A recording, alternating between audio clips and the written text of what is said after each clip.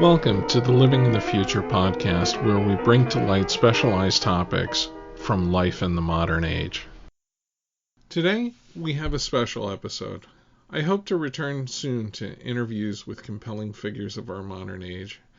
However, I have authored two short books, one on economic matters, the other a collection of science fiction short stories.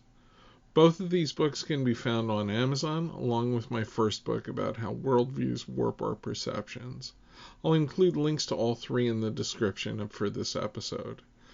In this episode, I'll read one of the short stories from my science fiction collection. It is inspired by some ideas of quantum mechanics, specifically quantum entanglement. Quantum reality. Larry was a five-dimensional ethereal being, and his aura was severely disturbed.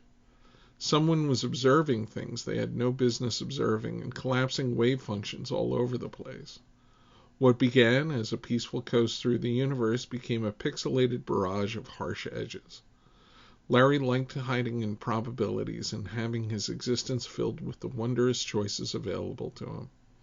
Every 80% probability had that lovely 20% that made existence pleasurable. For every smoker he hung around with, he could live in the 20% chance with them that they'd never develop cancer. For every head-on collision without a seatbelt, he could live in the small chance of no harm for the lucky soul, and he couldn't be worried about who got the usual treatment. He didn't have to see it, at least.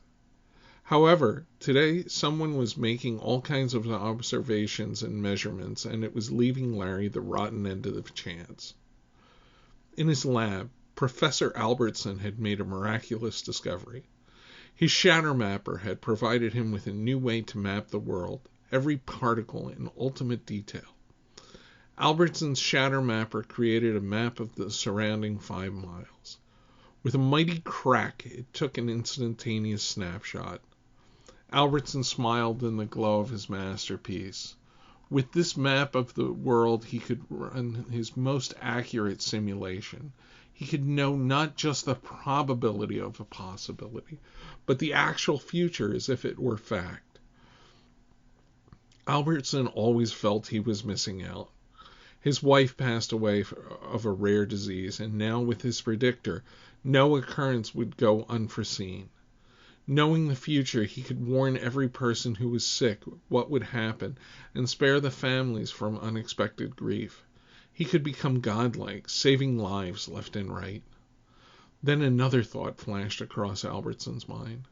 He could perhaps increase his longevity and even prevent his own death. With his detector in hand, he could easily create his own fountain of youth. He could analyze every potential sickness, and with his predictor he could determine the ideal treatment and stave off disease before it even manifested. With the first pass, he had worn shielding to protect himself from the rays, but now he wondered if he should forgo his shielding and find out the truth.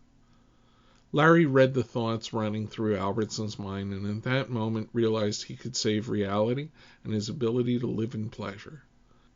He studied Dr. Albertson and observed deep in his brain that there was an uncollapsed wave with a 2% chance of spontaneous death. Larry noticed the 2% chance was entangled with a particle with a 98% chance of letting Albertson live. With his 5-dimensional abilities, Larry took Albertson's 98% chance of survival and gave it to an infant with the same brain abnormality. The child's mother smiled, and Albertson removed the shielding from his head and fired the shatter mapper, collapsing the 2% chance. Albertson dropped dead, and the mapper returned a picture of it. No one would continue the experiment, and Larry chose to live in that mother's smile for a long time. Be sure to check out the rest of the stories in my collection called Tales from the Last Space Age on Amazon, or my economic work, It's Not Going to Get Better, or my first book, Mythologies and Their Creation. Thanks for listening.